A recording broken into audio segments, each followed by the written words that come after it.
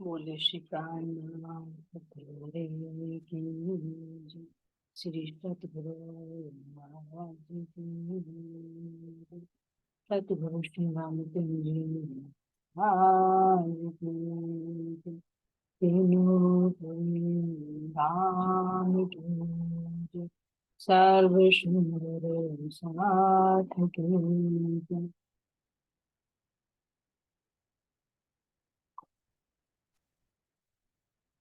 बंदो सतगुरु चरण को परोस प्रेम प्रणाम। अशुभ हरण मंगल करी श्री देवी चंद्र जी। श्री प्राणनाथ निज मूलपति श्री मेराज शुभ नाम।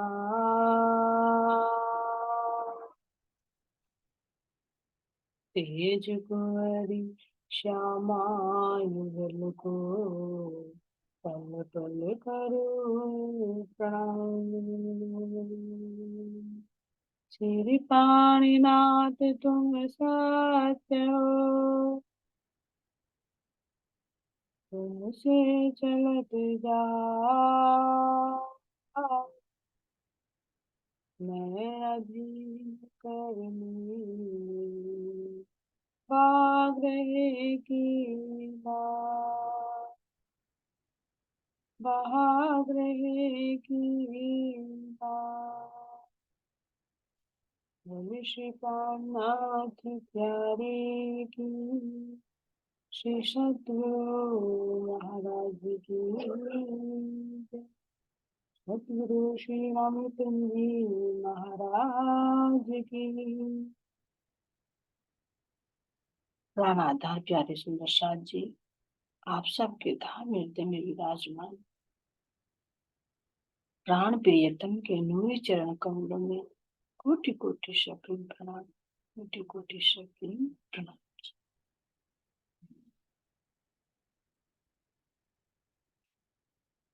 सुंदर साथ जी,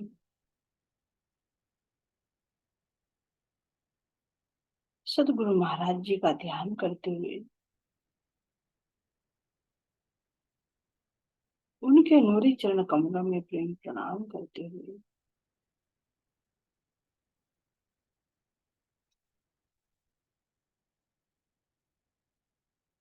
उस स्थान को प्रणाम करते हुए जहां पर मेरे धाम के धनी ने मुझे आत्मा कहा था, अपने से संबंध जुड़ा,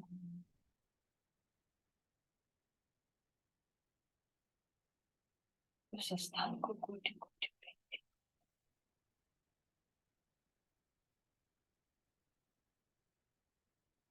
सतगुरु श्री रामचंद्र जी महाराज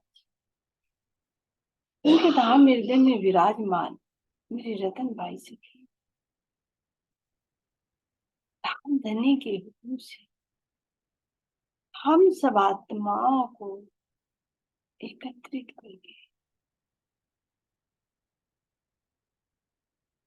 मूल मिलावे की ओर लेकर चल रहे हैं। जागने का मूल मिलावा जहां पर गुम्मट जी के अंदर मेरे धाम के दूल्हा अपने आवेश स्वरूप से साक्षात विराज।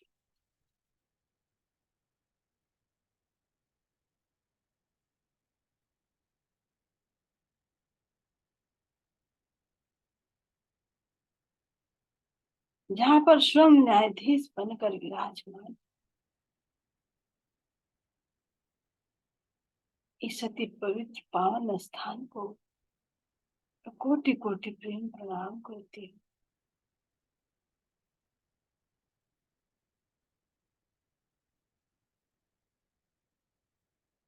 इन सुंदर 8 भुजों की शोभा को देखते हुए परिक्रमा करते हुए मुख्य द्वार से अंदर प्रवेश करके देखती हूँ। सुंदर स्वर्ण के सिंहासन, इस पर 12 थम जगमगा रहे हैं, जो मेरे परम धाम के पाठ घाट का प्रतीक मेरे धाम के दुल्हन, मध्य में मेरे प्राण प्रियतम विराजमान, के नूरी चरण कमलों में प्रणाम कर, और इसी के नीचे तलहटी मेरे खुद प्राण प्रियतम सब गुरु का रूप धारण कर, इंद्रावती जी के धाम को सब आत्माओं को जागृत कर करके अपने हृदय से एक रूप करके परम धाम का प्रेम रस पिलाएं।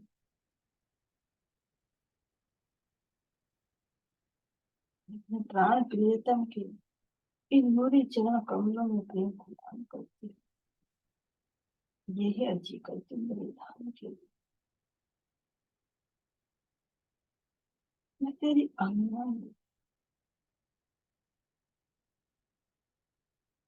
मेरा आपसे अखंड संबंध,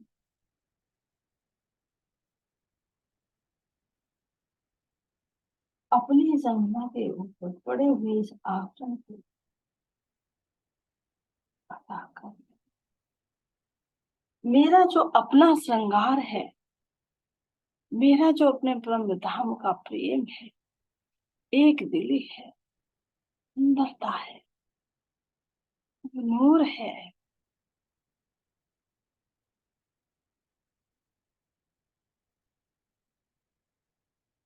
उससे मेरा श्रृंगार कर।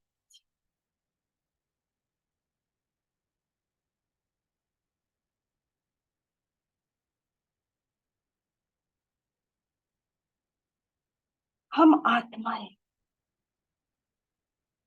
स्वयं कुछ नहीं कर सकती, देख लिया अपना वजूद हम।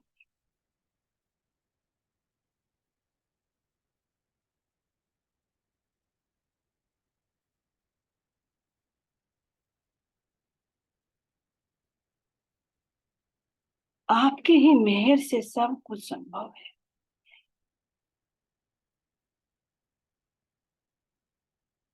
अब हमारे ऊपर पड़े हुए इस आवरण को हटा कर मेरे धाम के दुल्हा, मेरे परम धाम के जो अखंड गुण है, अखंड प्रेम है, अखंड संबंध है, वो भर दीजिए।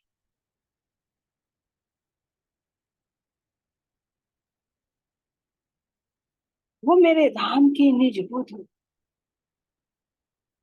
वो नूरी दृष्टि प्रदान कीजिए।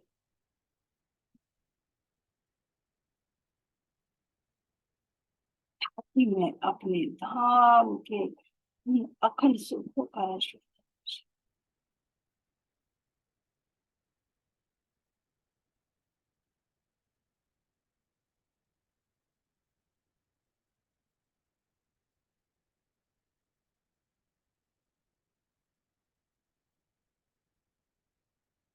मैं अपने घर के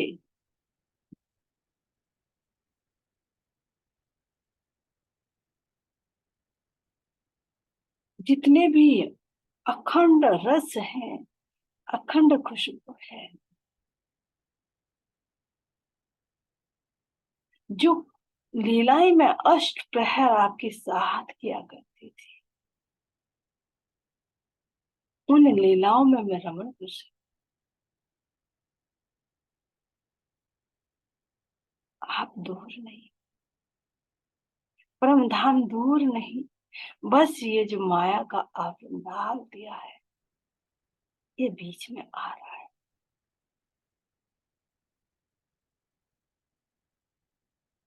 ये मेरे धाम के, बस हम सब आत्माओं की यही अच्छी यही भी,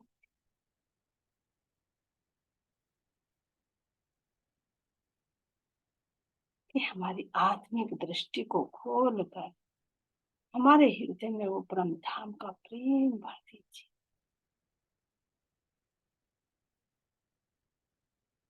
जिस प्रेम के माध्यम से मैं आपका दर्शन कर सकूं,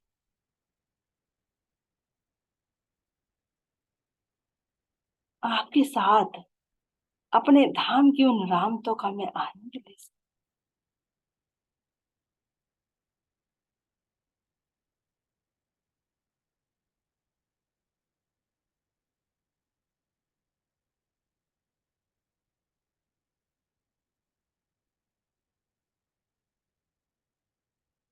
क्योंकि मेरा परम धाम जो आपने बताया मेरे धाम के दूल्हा, वो अक्षरातीत है। एक अक्षर में भी उसका वर्णन नहीं किया जा सकता, लेकिन फिर भी आपने उस अक्षरातीत को शब्दों में लाकर बांधा है। लेकिन अब दिखा रहे हैं कि एक तो ज्ञान के माध्यम से विश्वादन है, और एक उन लीलाओं में डूब जाना है, उसका अनुभव करना है। तो आत्मा की यही अच्छी यही इच्छा है कि उस प्रेम रस में अब हम आत्मा,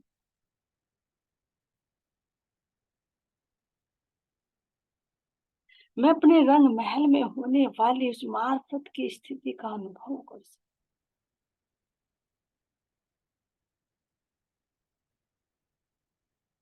अपने नूरमयी महल मंदिरों का, खंडों का, गलियों का,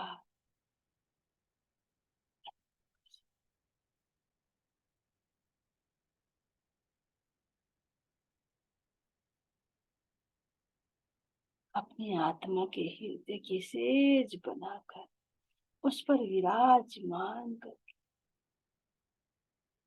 उस एकांत मिलन का रस।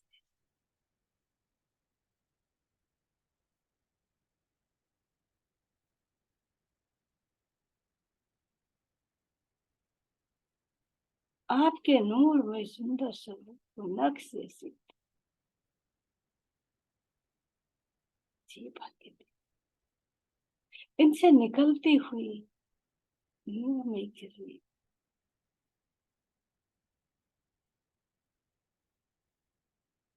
उन किरणों का मैं आभास कर सकती।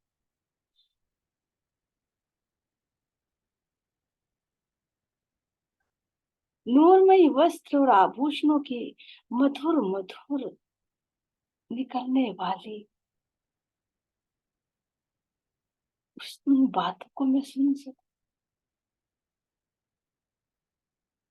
उन वस्त्रों की मैं खुशबू ले सकूं, जो वस्त्र हमेशा मेरे धाम के दूल्हा के अंगों से लगे रहे,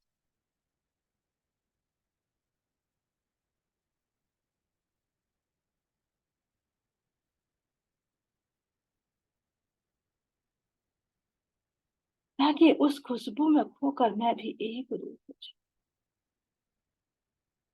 मेरे भी अंगों में ऐसे ही दिव्य वस्त्र जो मेरे धाम के नूरी वस्त्र हैं, वे शोभायमान हो जाए, और यहाँ के जो विकारों के वस्त्र पहन लिए हैं, वो विकारों के वस्त्र हट जाए।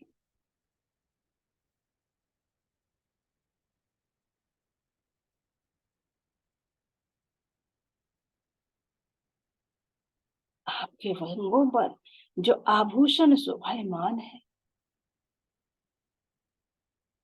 ये भी अंगों का ही नूर है, अंगों का ही प्रकाश है, ये भी चेतन है। इनसे होने वाली लीलाओं को मैं देख सकूं, कैसे चरणों में आए हुए चारों आभूषण कैसे एक दूसरे से मिलकर कैसी मधुरता छेड़ते हैं।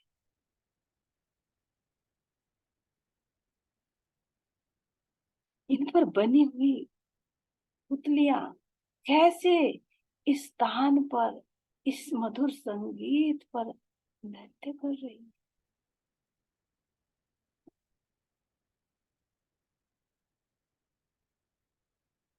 ये मेरे धाम के,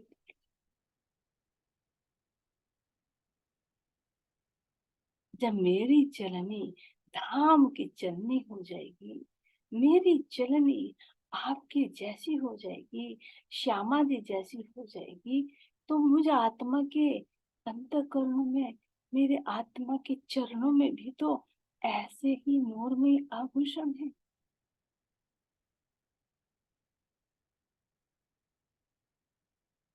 जो हमेशा आपका गुणगान करते।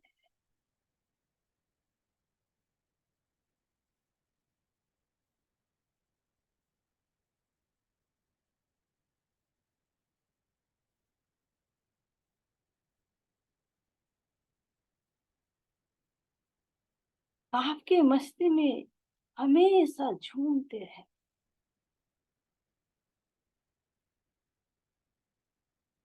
इनको मैं छूकर देख सकूं, इनकी सुगंधि का मैं एहसास कर सकूं, इनकी मधुर मधुर ध्वनि को मैं सुन सकूं, मेरे प्रियतम।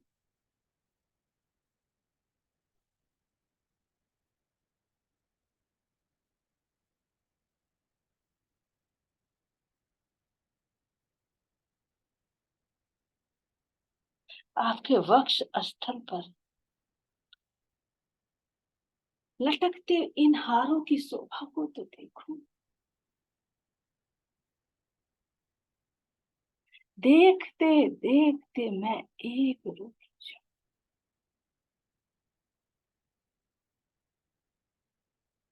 ये हार कैसे हार हैं?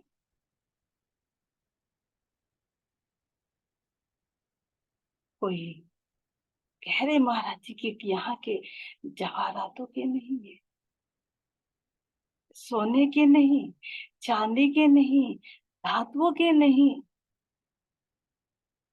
पहनने उतारे नहीं जाते।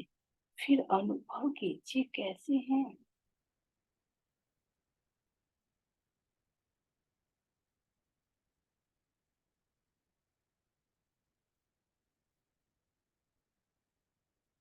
जिसको कहा कि हीरे का आया हुआ है,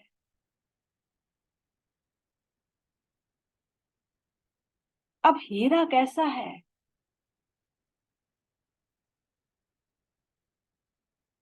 तो यहाँ का हीरा नहीं, ये मेरे धाम के दूल्हा के हृदय में जो नूर का सागर लहरा रहा है,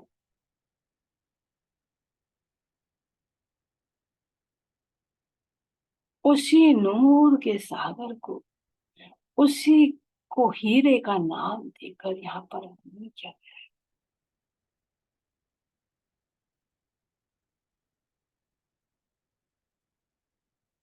तो जब मैं अपने धाम के दूल्हा के इस नूर के सागर में अवगाहन करती हूँ, तो क्या मेरे हृदय में वो नहीं आएगा? इसीलिए धाम के दूल्हा ने कहा है कि जेते अंग धाम धनी के हृदय में चुभ जाएंगे, इतने ही अंग रूह के जागृत हो जाएंगे। जितने वस्त्र आभूषण धाम धनी के रूह के हृदय में चुभ जाएंगे। चुभने का मतलब क्या? अखंड होना।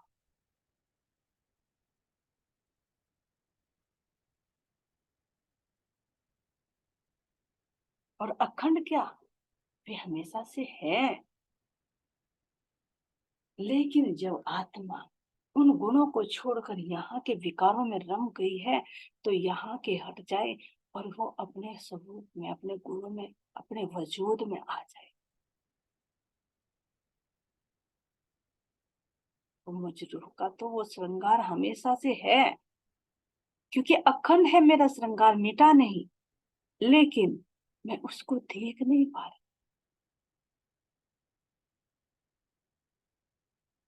तो मेरे धाम के धुरा युक्ति बता रहे हैं कि जितना भी तुम धाम धनी के इन गुणों को देखोगे, इस रूप को देखोगे, तो तुम्हारे अंदर में जो मोहित है, जो निहित है, जो गुण, वो भी बाहर प्रकट।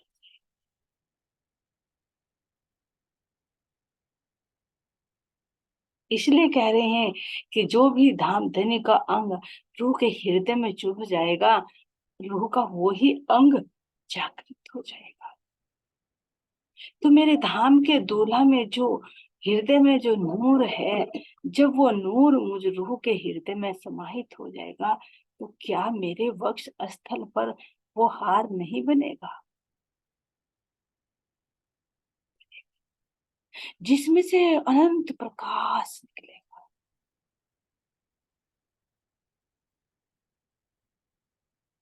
जो अंदर से बाहर से एक होगा। हीरे का यही गुण होता है।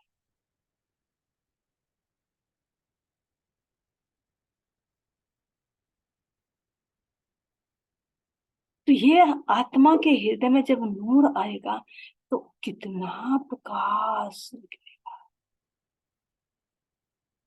जितना धाम धनी के हृदय में कोई पारावार नहीं है, उसका उदाहरण हम अपनी इंद्रावती सखी के माध्यम से देख सकते। जब मेरी सखी का श्रृंगार धाम के दूल्हा ने किया, तो हृदय में कितने पूर के पूर बहने लगे। अगर देखे इस वाणी के रूप में, तो ये तो बहुत कम कहा कि एक बूंद है। ऐसे तो हक दिल में कई सागर। तो वो जब सारे के सारे सागर मेरी इंद्रावती जी के धाम हृदय में लहराते हैं, तो क्या हृदय में वो हीरे का हार नहीं बना।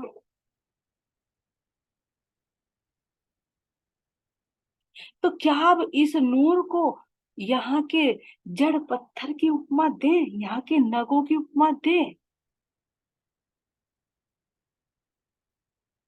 नहीं दे सकते।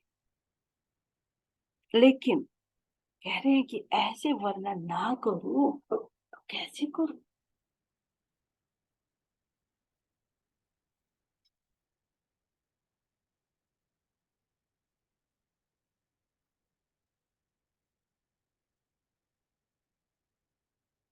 मेरे धाम के दूल्हा के हृदय पे जो माणिक का हार लहरा रहा है, उसको देखिए। माणिक क्या यहाँ का माणिक है?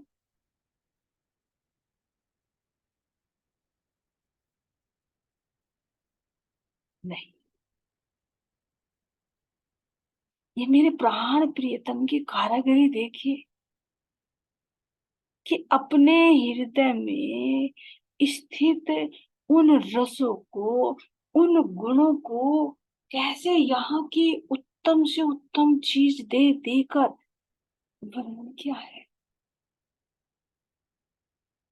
तो माणिक का रंग लाल है, तो लाल रंग मेरे धाम धनी के आनंद का प्रतीक है। इसलिए मेरे धाम के दूल्हा ने चुना कि मैं अगर अपनी रूह को एक आनंद कहूं, उस आनंद में उनकी क्या शोभा बनती है, उसका मैं वर्णन करूं, तो क्या मेरी रूह समझ पाएगी? क्योंकि सौपन की बुद्धि ले बैठी है।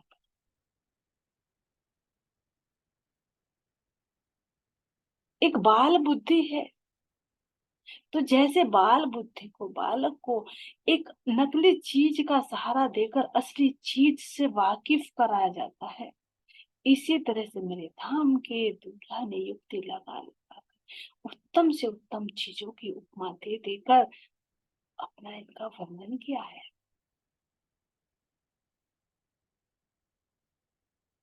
लेकिन फिर आत्म जब अपने स्वरूप में आती है, तो इनका बात नहीं भेज। अब ये लाल रंग को देखिए, ये पहनना उतारना नहीं। कैसे पहनना उतारना नहीं? क्योंकि मेरे धाम दूल्हा के हृदय में तो विराजमान है।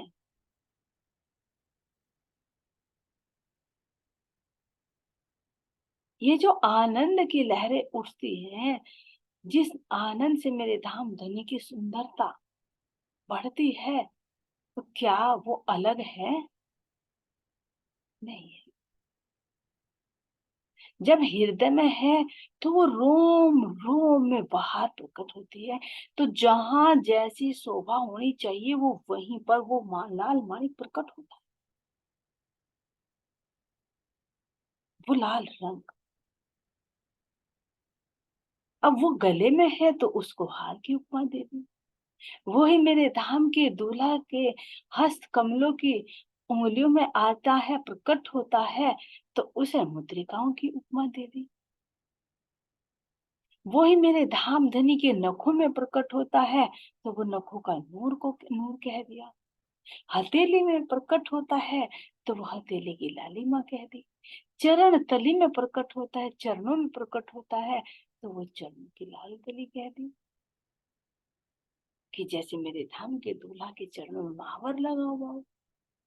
उन चारों आभूषणों में जहां जैसी शोभा होनी चाहिए, वो वहां पर अलग अलग उस रंग को प्रकट। रसना में देखे तो मेरे धाम धनी की रसना, अधर, वो सब लाल है।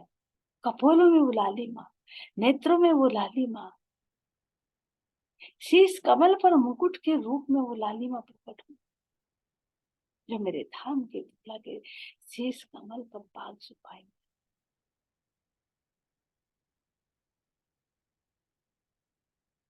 थोड़ी सिंदूरिया, थोड़ी सी लाल पगड़ी मेरे दूल्हा ने बांधी, कमाल पगड़ी। तो जहां उस रंग की एक जरूरत कही, यानी शोभा कहे मेरे धाम के दूल्हा, जहां पर उसे प्रकट करना चाहते हैं वहीं पर वो प्रकट हो जाती है। तो क्या पहनना उतारना है? नहीं, बस है हृदय में, बाहर प्रकट होती नजर आने लगी।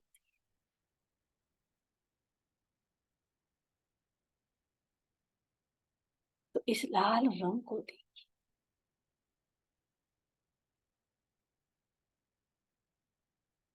ये मेरे धाम धनी के हृदय में जो आनंद है, जो रस है, वो बाहर प्रकट हुआ हृदय पर, तो वो हार कहला रहा है। भुजाओं में प्रकट हो रहा है, तो बाजूबंद कहला।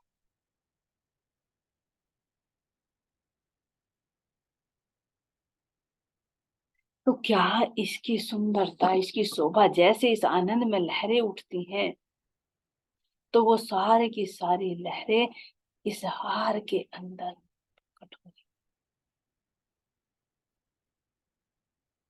जैसे जैसे मेरे धाम के दूल्हा के हृदय में वो स्पंदन होता है, तो वे हार कैसी मस्ती में झूम झूम कर नृत्य कर रहे हैं, कैसी मीठी मीठी ध्वनि निकाल रही है। और इसी माणिक में अनेक चित्रकारियां, और इस माणिक के अंदर केवल माणिक ही नहीं, ये भी देखिए, मेरे धाम के दूल्हा कह रहे हैं कि अगर मेरे धाम में एक दिली है, तो क्या लाल माणिक अकेला नजर आएगा? नहीं। अगर मेरी रूह एक देखना चाहती है, तो एक ही रंग का नजर आएगा। अगर उसी माणिक के अंदर मेरी रूह मेरे नूर को देखना चाहती है, तो वो नूर भी नजर आएगा। और जब नूर यानी सफेद और लाल दोनों मिक्स हुए, तो वो एक नया रंग, एक वो गुलाबी रंग प्रकट हो जाए।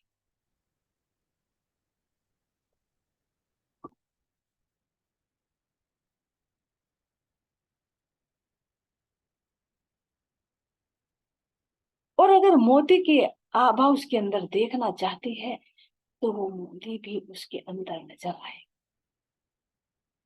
नील भी देखना चाहती है, तो वो नीला यानी इश्क, इस शोभा में वो इश्क भी नजर आएगा।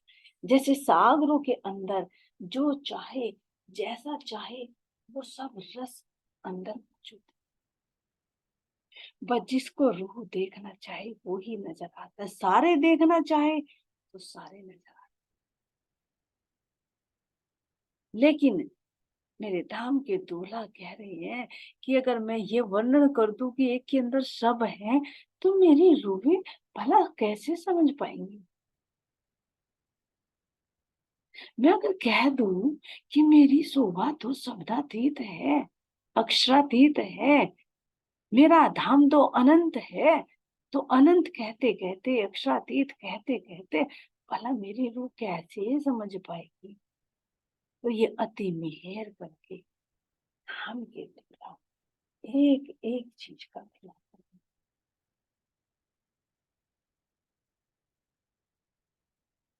बेसुमार को लाऊं सुमार, उस बेसुमार को सुमार में लाकर मेरे धाम के दूल्हा बना।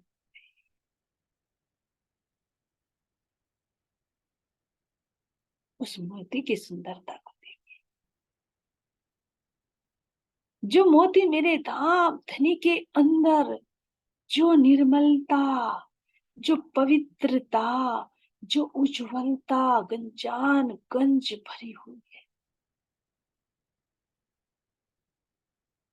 वो ही निर्मल मोती के रूप में बाहर प्रकट होती है। अब इस उज्ज्वलता में कौन सा गुण नहीं होगा। यहाँ भी अगर जीव के अंदर उज्ज्वलता आ जाए, निर्मलता आ जाए, तो भला कौन सा गुण नहीं होगा उसके अंदर।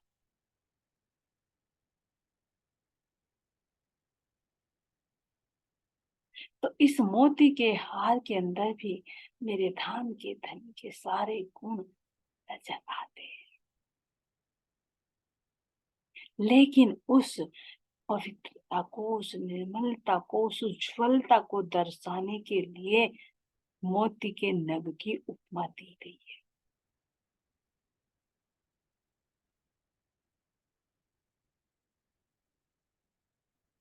तो वो मेरे धाम हृदय में भी वो उज्ज्वलता है, लेकिन वो प्रकट कैसे हो।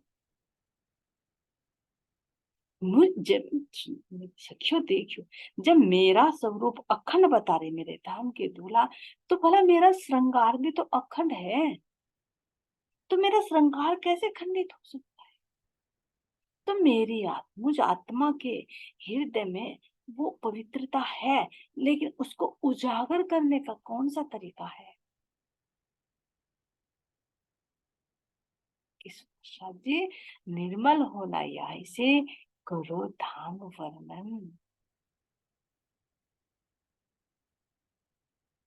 जब धाम का वर्णन करते रहेंगे, धाम के दूल्हा के गुणों का वर्णन करते रहेंगे, तो जिसका चिंतन, जिसका मनन किया जाता है, उसके गुण स्वाभाविक ही आने शुरू हो जाते। तो मेरे धाम के दूल्हा के अंदर की जो निर्मलता है, वो क्यों नहीं मेरे हृदय में आएगी। मेरे धाम के दूल्हा जब मेहर करेंगे तो आएगी। तो मेरे भी हर एक अंग में वो निर्मल मोती झलकेगा। वो भी ऐसे करे कि जहां जैसी शोभा होनी चाहिए वो ऐसे ही प्रकट हो।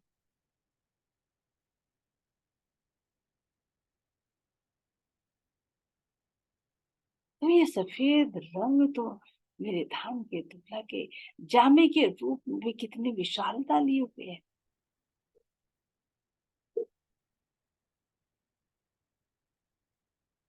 फिर हार के रूप में उसको प्रकट हो गई। बाजू बंद पे देखूं तो बाजू बंद के फुम्मकों में, उन पर आई हुई पट्टियों में भी ये मोती झिलमिला रहा है। नख से सिख तक अगर मैं अपने धाम के दूल्हा के श्रृंगार को देखूं, तो एक एक अंग पर ये निर्मल मोती अपनी उज्ज्वलता को प्रकट कर रहा है। और तो और अपने धाम के दूल्हा के इन केशों में, इन घुंघराले बालों में भी देखूं, तो बाल बाल में ये मोती झिलमिला रहे हैं।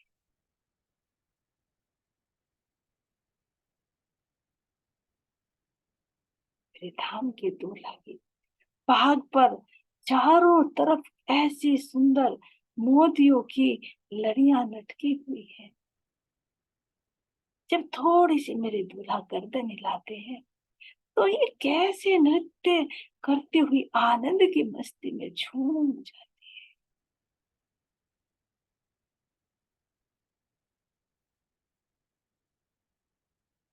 कहाँ नहीं है ये मोती।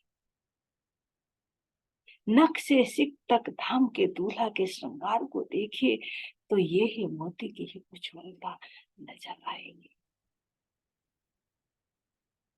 मुद्रिकाओं में देखो तो मोती,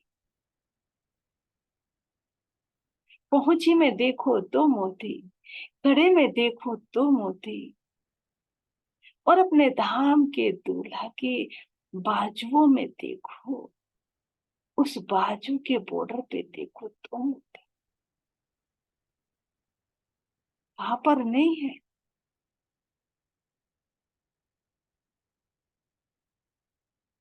हर जगह इस मोती की ही उछलता। इसी तरह से अपने धाम धनी के, धाम के दूल्हा के हृदय पर आए हुए उस नील मणि के हार को देख,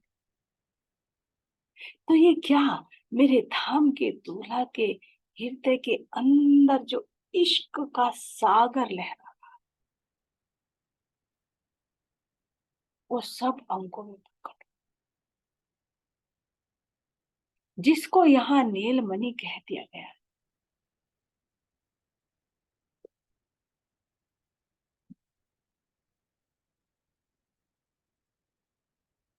तो कौन सा अंग है मेरे धाम दल का जिसमें वो इश्क नहीं है? अब उस इश्क को मोह के संसार में प्रकट करना है तो कैसे बताए? तो यहाँ का नीलम मेरे धाम धनी, क्योंकि ये रत्न है, और ये मेरे धाम दूल्हा के हृदय के गुण रूपी रत्न है। इसीलिए तो कोमल से भी कोमल है। वैतुर्य मणि के हार को देखती हूँ तो मेरे धाम के दूल्हा अपनी एक दिली के सागर को प्रकट कर रहे हैं। ये देखो, एक के अंदर सब और सबके अंदर एक कैसे समाहित है। मैं और तुम कैसे एक है। पूरा परम धाम कैसे मेरे हृदय में ही समाहित है, और कैसे मेरे हृदय का ही व्यक्त स्वरूप पूरा परम धाम है।